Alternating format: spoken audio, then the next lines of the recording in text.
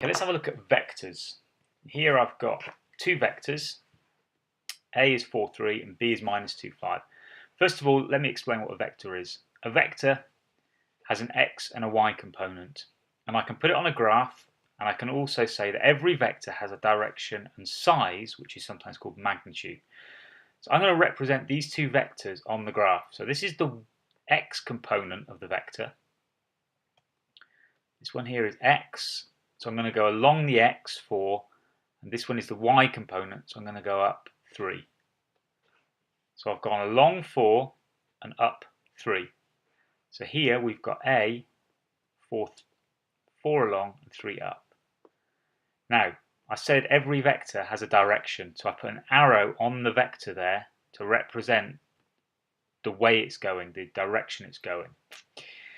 I also said all vectors have a size, which is sometimes called magnitude and can sometimes be written like that. Now the size of this, I use Pythagoras by making a right angled triangle along and then up. So this is 4 squared, add 3 squared, give me 25. Square root that is 5. Could you work out the vector, the magnitude of vector B? Remember, vector B is minus 2, 5. You can pause the video and I'll write the answer in now.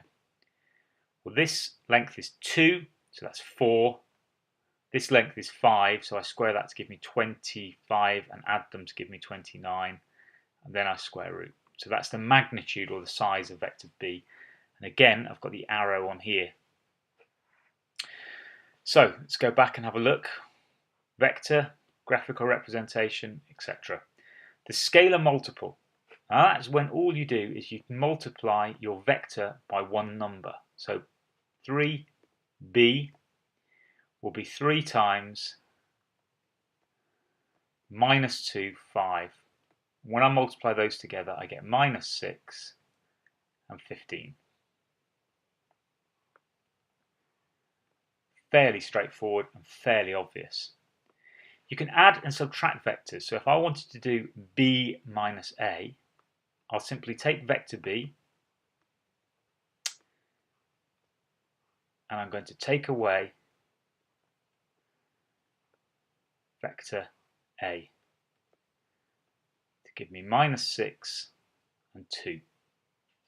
So again, quite straightforward. The x components, the y components to give me new x and y components. And finally, parallel vectors.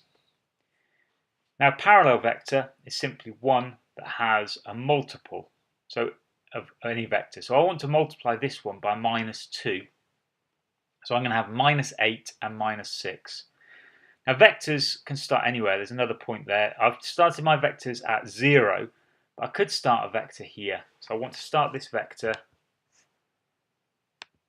and I want the x component here to be minus 8 and minus 6 for the y component, and hopefully that will work. Now you can see that even though these are in different directions, this vector is going down, this vector is going up, they're very obviously parallel, and that's simply because this vector is a multiple of this one. Okay, let's call this vector C. It's minus 8, minus 6. So because it's a multiple, it's got to be parallel, and that's going to be very important when you come to do some of the geometry later.